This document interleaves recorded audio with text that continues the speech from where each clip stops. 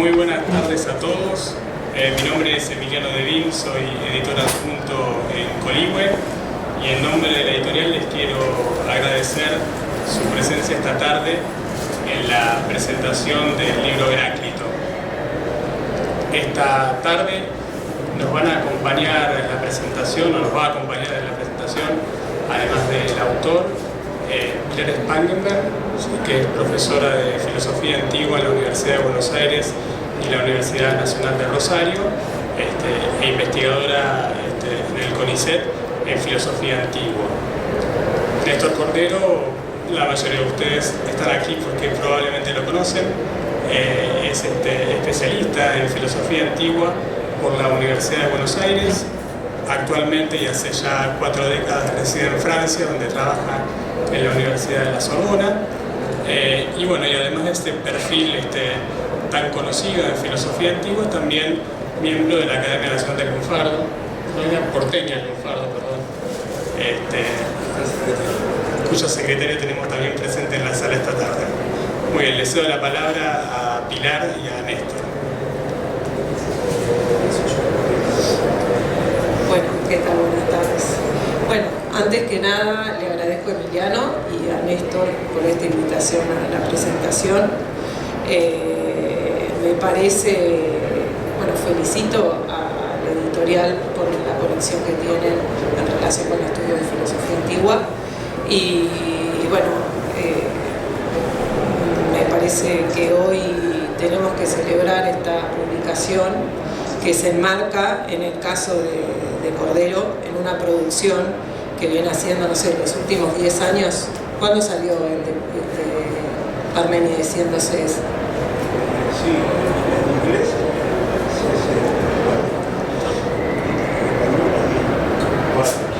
Bueno, desde el 2004 hasta la fecha viene publicando una serie de libros en español, que es fundamental, que tienen un tono muy particular y que desde mi punto de vista son libros que tienen un alto valor académico, pero a la vez son dirigidos a un público amplio con una pretensión de ser entendido, que a veces desde la academia no es tan fácil encontrar ese tono, y que suponen, aparte de este tono afable, suponen muchas contribuciones al estudio de diversos pensadores o filósofos de la filosofía antigua. Aparte del libro de Parménides, que ya es un clásico y fue un libro importantísimo, que se tradujo, tiene versiones en diversos idiomas, que es el de Siendo se es, escribió 2 libros, La invención de la filosofía y Cuando el ser palpitaba,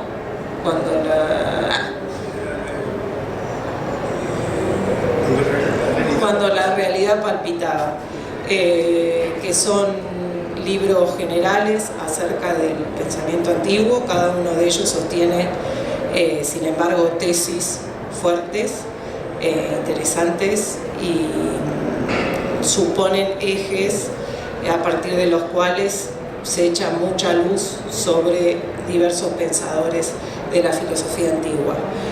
Y después publicó también un libro muy importante sobre el Platón tardío, Platón contra Platón, ¿no?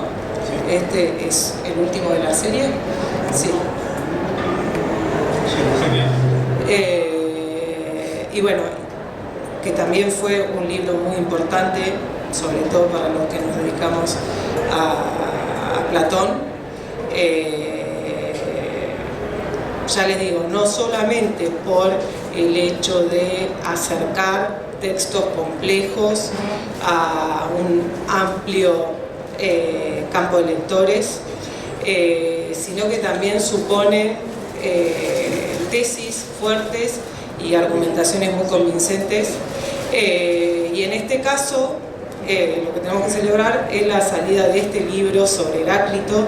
Hacía un tiempo ya, salvo el libro de Jules Piconet que se refiere a Heráclito, hacía mucho tiempo ya que no se publicaba en español un libro tan importante sobre Heráclito que, bueno, hoy lo podemos conversar un poco. Es un pensador absolutamente central del pensamiento antiguo y que, bueno, ahora vamos a conversar un poco de eso, porque la idea mía era hacer una breve presentación para después entrevistar un poco al autor y que Néstor desarrolle un poco algunas de las tesis que desarrolla en el libro. Pero es un pensador que uno podría pensar que tiene una gran actualidad, ¿no? Y que por otro lado tiene un acceso muy complejo. El acceso a Heráclito es un acceso complejo, ¿no? Bueno, Néstor tiene otro libro sobre Parménides y es especialista en Parménides y nos podrá contar mejor que nadie el hecho de que el acceso a Parménides supone una guía por parte del filósofo, ¿no? Como si nos agarrara de la mano, es la diosa, ¿no? La que nos conduce y la que nos introduce en el pensamiento, lo que se quiere transmitir, y en este sentido tiene como un acceso natural, ¿no? Uno ve eso en Parménides, ve desde mi punto de vista también en pensadores que tienen una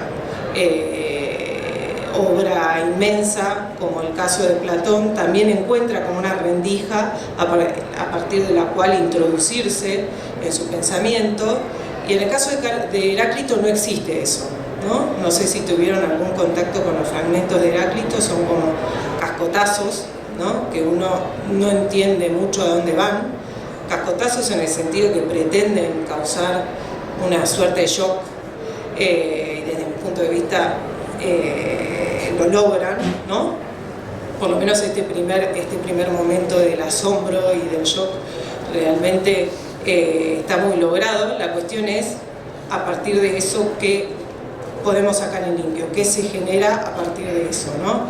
Heráclito, bueno, considera que la realidad ama ocultarse, ¿no? E intenta, desde mi punto de vista, reproducir en la escritura esta suerte de ocultamiento de lo real que supone, ¿no? Que llama al lector o a aquel que lo oye a una actitud activa de búsqueda, y es una búsqueda en uno mismo, ¿no? Entonces el primer contacto que uno tiene con Heráclito siempre es, bueno, esta especie de shock buscado, ¿no? Uno tiene plena conciencia que hay algo que se está ocultando por detrás de eso, por eso uno podría pensar que transmite su pensamiento a partir de enigmas que tienen que ser interpretados, ¿no? Este estilo oracular al que refiere explícitamente Heráclito, ¿no? El oráculo de Delfos no afirma ni niega, ¿no? Solo significa, ¿no? Señala, semainen, ¿no? Y ahí, en este señalar, hay algo que está suponiendo que nos reenvía a otra cosa, ¿no? Uno tiene la idea que hay un mensaje a desocultar, como la realidad debe ser desocultada, el sentido del pensamiento de Heráclito también debe ser desocultado, ¿no? Pero lo que sucede es que uno con Heráclito se encuentra con una especie de plexo, ¿no? Que parece iluminarse, si es que en algún momento llega a eso, todo a la vez, ¿no? Y entonces ese inicio es un inicio complejo, es difícil ver por dónde le entra a un Heráclito, es un camino, ¿no? Que no es claro, ¿no? Y no va en una sola dirección, va hacia arriba, hacia abajo, ¿no? El inicio también es el final. Me estoy refiriendo a todas imágenes que en cierto modo utiliza Heráclito, ¿no? El punto de inicio de una circunferencia es el final también, y esto se aplica a la estructura de la realidad y también a la estructura del pensamiento, al menos de lo que nosotros conservamos de Heráclito. En ese sentido, si bien ustedes saben que con Heráclito nosotros nos manejamos con citas, ¿no? Es decir, se perdió todo el libro de Heráclito, y nosotros lo que conservamos son estos llamados fragmentos, que no son otra cosa que citas, hay casos en los cuales uno tiene plena conciencia que son textos, en el caso de otros pensadores, ¿no? Son textos sacados de un contexto. En el caso de Heráclito uno podría pensar que estas especies de cascotazos, ¿no?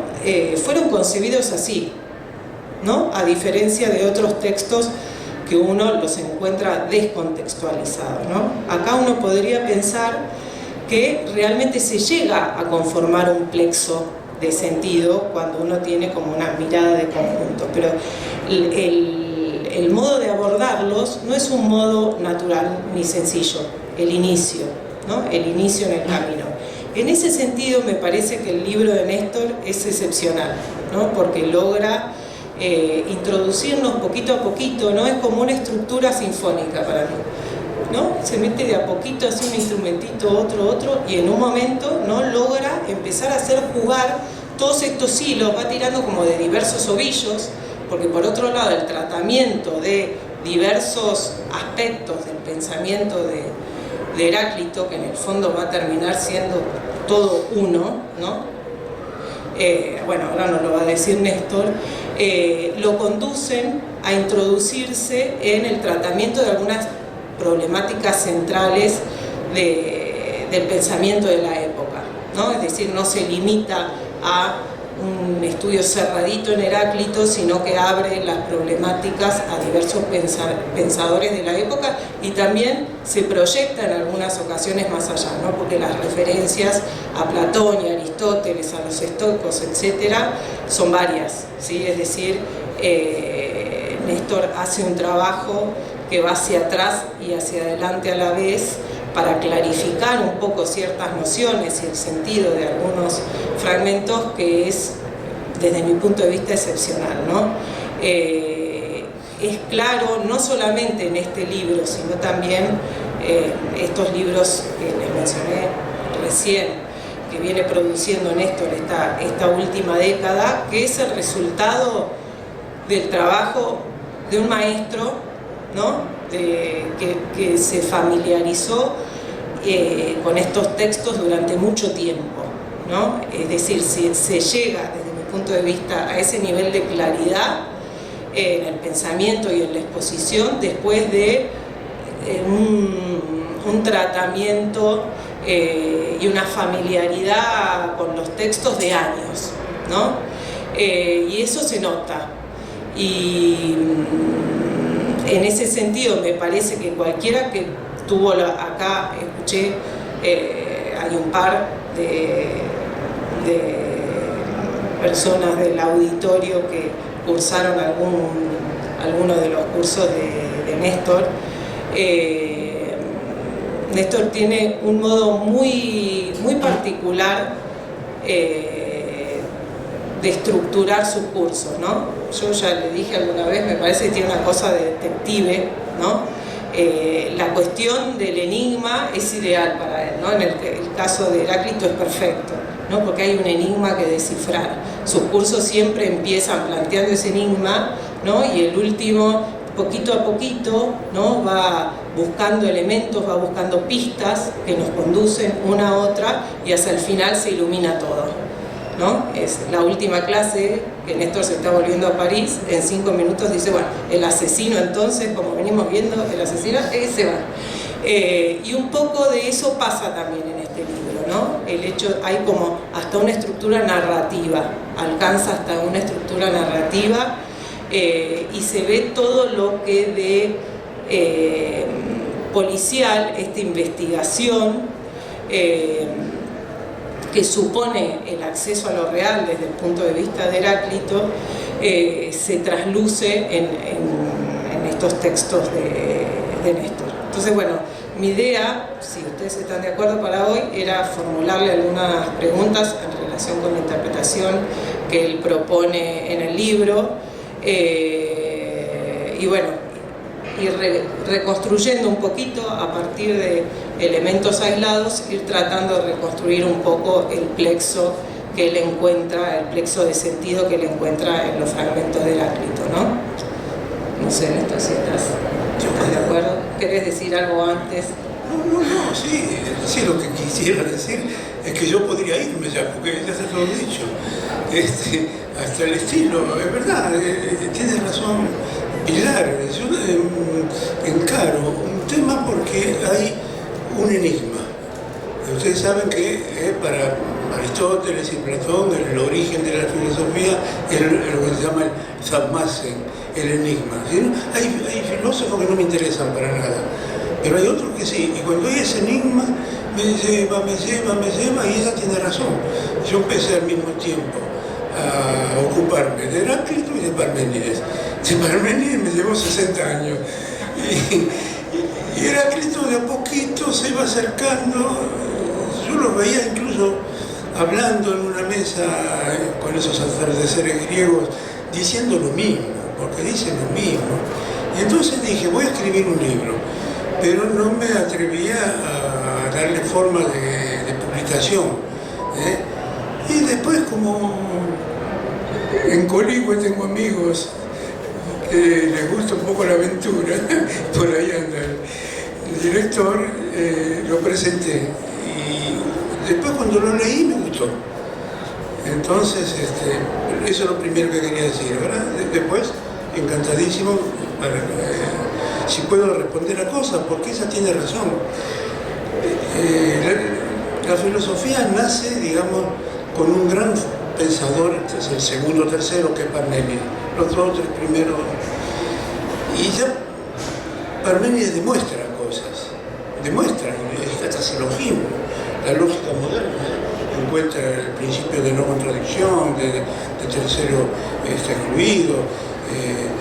En cambio, nos encontramos después con esta especie de fantasma que es Heráclito, y no es que haya llegado a nosotros lo que él escribió de una manera, ¿cómo lo puedo decir?, separada. Sí, está separado de un libro, pero es evidente que incluso dentro del libro son aforismos más que nada lo que hay, y es el lector el que tiene que poner orden. Y entonces por eso cada autor actual que se dedica a Heráclito cambia el orden de los fragmentos. Hay un orden en Discras, otro orden en Muraviev, otro orden en un señor que no era Jules Pichon, y en el yo lo que decidí es conservar el orden de Discras para que un alumno que quiere consultarlo, vaya al origen, y que después, si quiere cuestionar un texto, que lo cuestione. Pero no quería imponer mi punto de vista. Yo tomé como los textos recuperados de Heráclito. Pilar tiene razón, no merecen llamarse fragmentos porque son textos enteros, pero son sacados de una obra en la cual ocupaban un sitio. Sacando el primer fragmento, si quieren hablamos después del primer cita, los otros pueden ir de cualquier manera. Entonces todo eso me fue llevando a no querer influir en el lector con una interpretación a priori, digo a priori 3 veces, a priori, arbitraria. Pero al final del libro me doy el lujo de imponerla. O sea que es un trabajo que me divirtió mucho, honestamente. Bueno, usted recién se refería a la relación entre Heráclito y Parménides, ¿no? Que fue súper discutido, debatido, a ver si había una influencia de uno en otro. Pero al margen de la cuestión histórica en la afirmación Pantagen, ¿no? Todas las cosas todas las cosas, ¿no?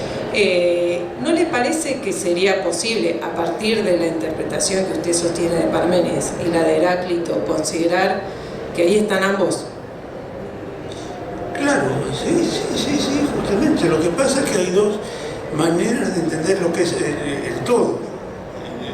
Cuando Heráclito dice, no escuchándome a mí, sino al Logos, es necesario admitir que, y después está la cita, todo uno, no hay verbo, todo uno, Y no solo no hay verbos, sino que es...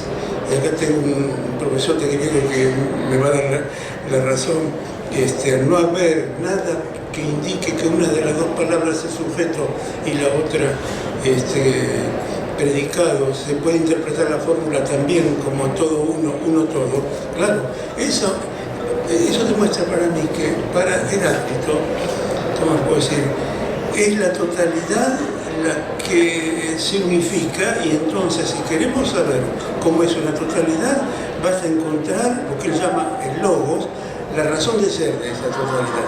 Pero en el invierno no lo encuentra, uno ve que esa totalidad estalla. Entonces ese uno es todo. Pero al mismo tiempo, si uno quiere ver qué es lo que une una totalidad cósmica, tiene que encontrar una cosa, que es el logos. Y yo creo que Parménides hubiera dicho lo mismo, lo único que Parménides cambiaría, digamos así, la precedencia. Parménides va una etapa un poquito más atrás. Imaginemos un diálogo, lo que vos llamás todo uno, Heráclito, yo lo llamo todo uno porque es. Y entonces estudiemos el hecho de ser. Pero no hay una incompatibilidad entre los dos. Sí, en ese sentido, esta idea de que se contraponen tiene mucho de artilugio, digamos, fundamentalmente de Platón y después también de Aristóteles. Sí, bueno, usted usó recién dos malas palabras, Platón y Aristóteles. No hay nada peor para entender a los presocráticos que escuchar a esos genios, que son Platón y Aristóteles. Porque son genios, entonces no les interesa lo que tal y tal dijo. Simplemente ellos están filosofando y piensan, empiezo por Platón, alguien dijo algo parecido, lo voy a poner en algún diálogo. Y después Aristóteles lo mismo. Lo malo que estos dos gigantes quedó lo que ellos dijeron como adquisiciones de la historia de la filosofía. Y entonces, ¿quién va a decir un siglo después, 2 siglos después, 3 siglos después, que Heráclito se equivocó, que Parménides, Platón se equivocó cuando Heráclito dijo, por ejemplo, que todo fluye, que Parménides se equivocó cuando decía que el ser era un inmóvil? Ya eso quedaron como realidades que no se justifican en los textos. Yo creo que hay que hacer algún día una depuración de los textos de la antigüedad. Y no me acuerdo por qué empecé este panfleto, pero yo estoy haciendo unos esfuerzos titánicos, y si todavía vivo algunos años más lo voy a redondear más, para intentar leer lo que queda de los presocráticos sin tener en cuenta las fuentes. Hay que...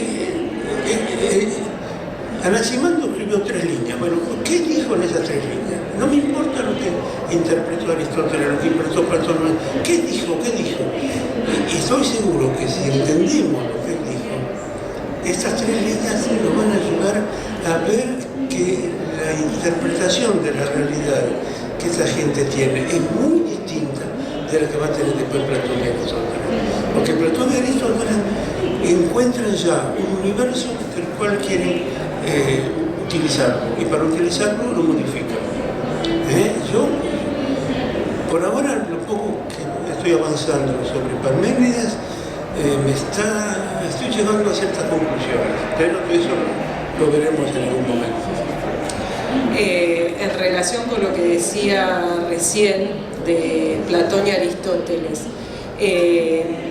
¿cómo consideraría las afirmaciones según las cuales Heráclito es el filósofo del movimiento, como postula Platón, o es aquel que postuló como principio de lo real el fuego, ¿no? Que es lo que nos dice Aristóteles, y así quizá pasó a la tradición, ¿no? No cabe duda de que Heráclito habla del cambio, pero es un cambio, si basta leer, 15, 20 de los textos, quedan 125 textos, para darse cuenta de que ese cambio es lo único que permite que las cosas sigan como están. La mejor moraleja que encontré para aplicar el cambio en Heráclito es la de Lampedusa. Es necesario que todo cambie para que todo siga igual. Heráclito es un principio, espero que no se me caiga el techo, de la quietud, de alguien que respeta que el cosmos es un cosmos porque está todo en su sitio. Si hubiera caos, en el cosmos no habría unidad, no sabríamos cómo vivir. ¿Y qué ocurre? Como Platón Platón viene un siglo y algo después de Heráclito, necesita para su propia filosofía demostrar que como sus propias formas, las llamadas ideas, son fijas, inamovibles, y porque son las que dan sentido a la realidad, otro debió haber dicho lo contrario. Y ese otro él lo encuentra en un discípulo de Heráclito, que se llamaba Cratilo, un discípulo. Y entonces casi siempre Platón cita, por un lado, él no dice yo mismo, pero como sabemos las formas son fijas e inamovibles. En cambio los heraclitios, en plural, los heraclitios dicen lo contrario. Y nosotros sabemos que esos heraclitios es un discípulo de Heráclito que se llamó Cratilo. En la actualidad se dice Crátilo, me parece, pero yo prefiero pronunciar Cratilo para quedar bien con Borges. Como dijo el griego de Cratilo. Y lo que ocurre es que después esa imagen fue quedando. Aristóteles no dice nada sobre el movimiento en Heráclito, pero ella tiene razón. Como Aristóteles está interesado en demostrar que todos los primeros filósofos explicaron la realidad por el cambio de una sustancia, encuentra la palabra fuego de esos 3 meses en Heráclito y dice para Heráclito era el fuego, pero no tiene nada que ver. En los fragmentos en los cuales Heráclito utiliza la palabra fuego son fragmentos didácticos que muestran que la realidad es como la llama, una y múltiple. Una llama es una y múltiple. Como el todo es uno de Heráclito. Es una imagen, no es una realidad cósmica. Así que también después está la crítica de no representar el principio de identidad, porque Heráclito dice una cosa y lo contrario de la misma. Lo que pasa es que Aristóteles no ve la riqueza de eso, porque en Heráclito cuando se dice que una cosa es esa y su contrario, es porque está interpretando la realidad como una lucha, como un combate. Y si no combatieran las cosas entre sí, la realidad no se movería para seguir siendo la misma. Estas son todas cositas que yo metí dentro de mi libro. Con relación a lo que usted decía recién, en el caso de la imagen del río, ¿no? Sí. Que aparece en diversos fragmentos efectivamente. Sí, y también esta idea que está en el fragmento 30, del que se sirven muchos para considerar que el fuego es el elemento, ¿no? A la manera que Aristóteles le atribuye a los primeros filósofos el elemento constitutivo de todo lo real, ¿no? El principio a partir del cual todo se genera y en el cual todo se corrompe y persiste mientras la cosa es, ¿no?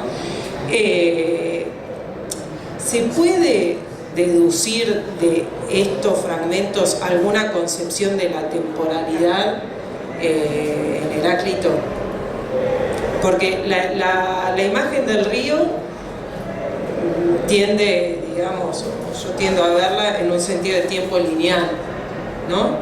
Mientras que este fuego que se enciende con medida y se apaga con medida parecería remitir, como otros fragmentos en Heráclito, a una concepción medio circular que también podría ir en el sentido del que todo cambie para que nada cambie.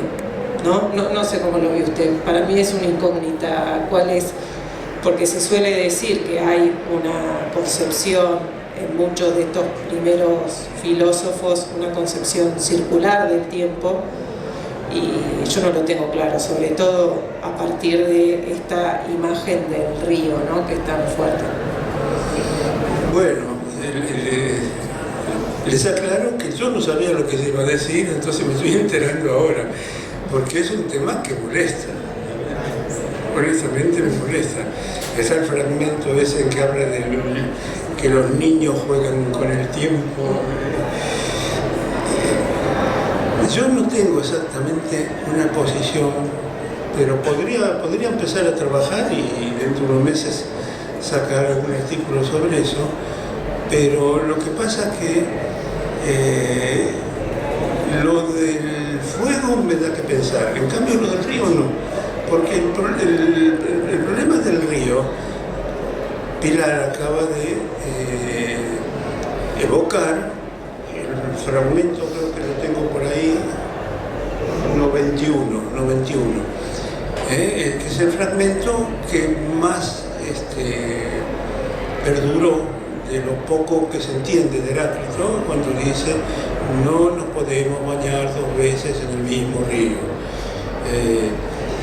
Es un texto hermosísimo, influyó muchísimo en Borges. Borges dice en una poesía, somos el río, porque toda la materialidad del río es la materialidad humana, y así como el río se va. ¿Qué pasa? Ese fragmento del río, primero, fue citado por primera vez en el siglo II de nuestra era, por Hipólito de Roma. Esto es muy importante. ¿Por qué es importante? Porque imaginemos un filósofo de la antigüedad que tiene el libro de Heráclito. Cuando él tiene que comentar algo, comenta lo que le interesa. Y es curiosísimo que este fragmento que habla del río, que no nos podemos bañar 2 meses o entrar 2 meses en el mismo río, no haya interesado a nadie, ni en la época de Platón, ni en la época de Aristóteles, ni en el siglo III, ni en el siglo II, ni en el siglo I, antes del siglo I, ni en el siglo... 5 siglos después. Ya eso a mí me da que pensar. ¿Y qué ocurre?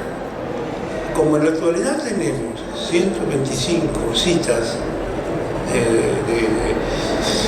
de Heráclito, este texto tiene, me parece a mí, que interpretarse junto con otros 2 textos que hablan sobre el río y que nadie lo citó hasta después incluso de esta cita que les dije en el siglo II. El otro texto es el fragmento 12. Fíjense, el primero es no nos podemos entrar 2 veces en el mismo río. En el mismo río. El otro texto dice aguas distintas y distintas fluyen sobre quienes entran en el mismo río. Mismo. Tercer fragmento, 49a. Entramos y no entramos en los mismos ríos. Somos y no somos. Es un ejemplo magnífico de dialéctica. Lo que pasa es que quizás estaban juntos los 3. Me parece que lo que Heráclito tiene interés en demostrar es justamente la permanencia de la mismidad frente a la multiplicidad. El río puede ser el mismo, las aguas cambian. Y uno cuando se mete a un río, son las aguas que le pasan por encima. ¿Pero qué es el río? Es el cauce.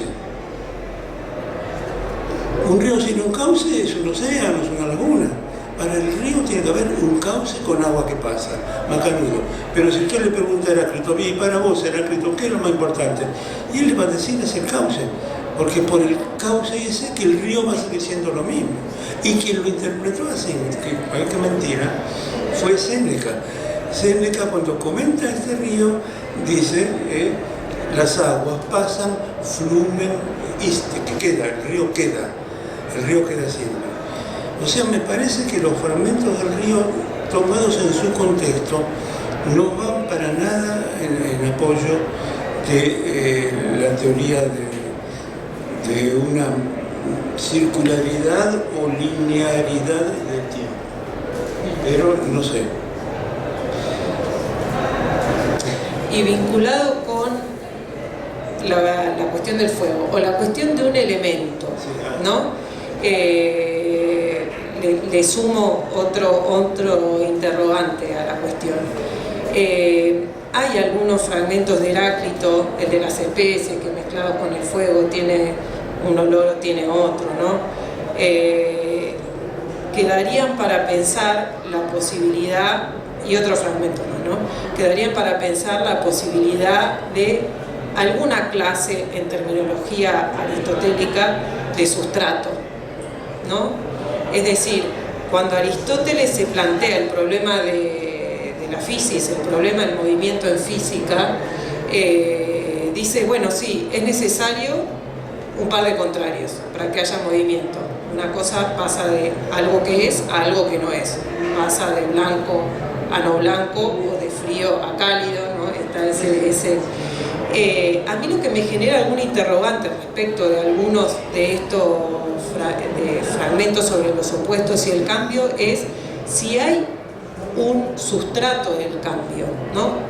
Pensando también en el caso del río. El río supone una mismidad y supone un cambio, ¿no? Supone una permanencia y supone un cambio. Entonces, ¿hay algún elemento que permanece siempre? ¿Se puede pensar el logos en ese sentido de una suerte de sustrato o de sustancia? Porque también Platón parece pensarlo así cuando retoma algún elemento heraclíteo para pensar el alma y el alma que pasa de la vida a la muerte. Es decir, una vez, tanto en Platón como Aristóteles, una vez que se postula los pares de contrarios como principio de movimiento, se postula a la vez un sustrato, que es el que pasa de un contrario al otro. ¿En Heráclito se podría pensar eso o son los mismos contrarios, como también dan para pensar desde mi punto de vista muchos fragmentos, los que digamos, pasan de uno al otro? No hay un elemento al margen de los contrarios. Bueno, no sé si se entiende la pregunta. Bueno, ustedes quizás no se den cuenta, pero esta señora es aristotélica. Y está aplicando el excelente investigadora. Yo no encuentro en los presocráticos, ni siquiera en el agua de Tales, un antecedente de la noción de sustrato. Pero eso me llevaría muy largo, una interpretación muy larga. Yo creo que, bueno, no es que creo, lo que yo deduzco de los fragmentos de los 8 o 10 presocráticos importantes, ¿no?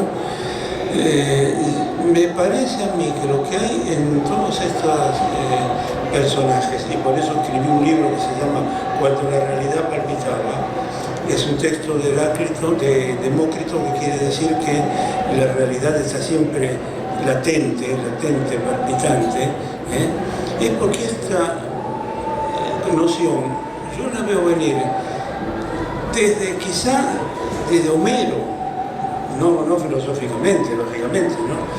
Pero después encarnada ya en los primeros presocráticos. No es por casualidad que los primeros presocráticos llamaban a la naturaleza physis, P-H-Y-S-I-S.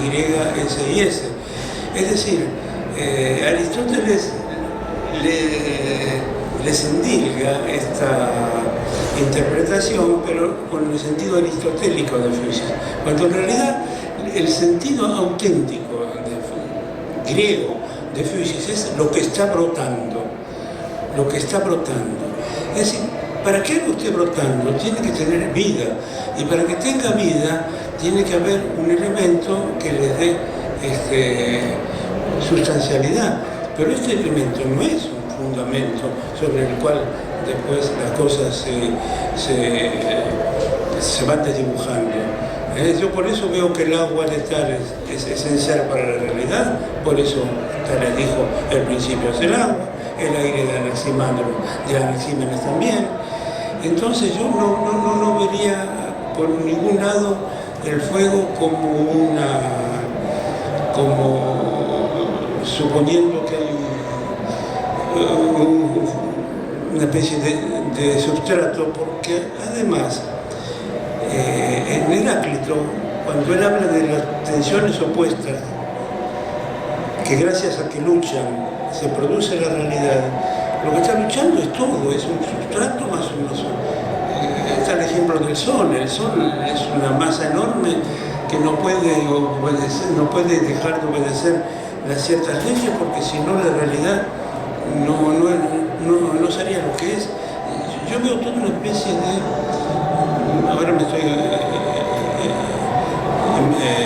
confundiendo un poco, pero me parece que el famoso sentido de la guerra es padre de todas las cosas, Palimos Pater Panton, es en realidad la fuerza que y los griegos para fuerza usan la palabra dynamis, que es la personalidad de cada cosa, es la lucha armoniosa.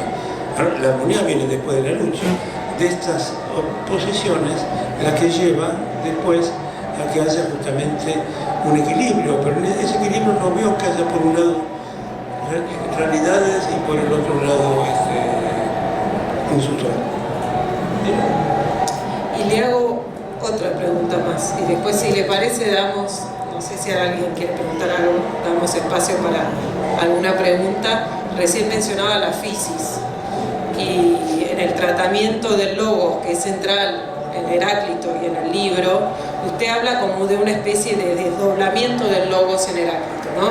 Ya en el fragmento 1, aunque este logos existe siempre, los hombres se tornan incapaces de comprenderlo, tanto antes de haberlo oído como después de haberlo oído, ¿no? Ese fragmento ya nos da la pauta de que sí, hay un problema ahí, porque es el logos de Heráclito, pero a la vez existe siempre, ¿no? Es y no es, ¿no? Entonces, en ese sentido, ¿qué rol juega la fisis ahí y en qué sentido se puede pensar, como usted propone, un desdoblamiento? No, yo eso no lo tomo, eso se acerca mucho a una especie de teología, ¿no? Yo Heráclito es alguien que desde que empieza quiere explicarse la realidad, y entonces para explicarse la realidad encuentra lo que hoy llamaríamos la ley natural. La ley natural es que después del día viene la noche, después de varios meses de gestación surge un chico, que el sol, bueno, en esa época era el sol, digo bien, el sol es el que da vuelta alrededor de la Tierra, y eso no cambia nunca. Eso que no cambia nunca, el sentido de eso, Heráclito lo llama logos. Logos es una, entre las muchas definiciones que tiene logos, se trata de sentido. Entonces, ese logos es el que él descubre, pero es como si ustedes me dijeran que las manzanas empiezan a caer de los árboles después de Newton. No, se caían siempre. Lo que pasa es que Newton descubre el porqué. Heráclito descubre el porqué está todo en orden. Y ese porqué es una tensión de unión armónica de tensiones opuestas. Y eso lo muestran en muchos textos, demostrando que en cada cosa hay algo y lo contrario. Por ejemplo, el camino, si ustedes van al primer piso, la escalera sube, si ustedes bajan del primer piso, la escalera baja. La escalera es la misma, la escalera ni sube ni baja, pero es quien la usa, quien encuentra ese doble aspecto. Pero ¿qué ocurre? La escalera permite ese doble aspecto. Esa es me parece a mí la riqueza de Heráclito.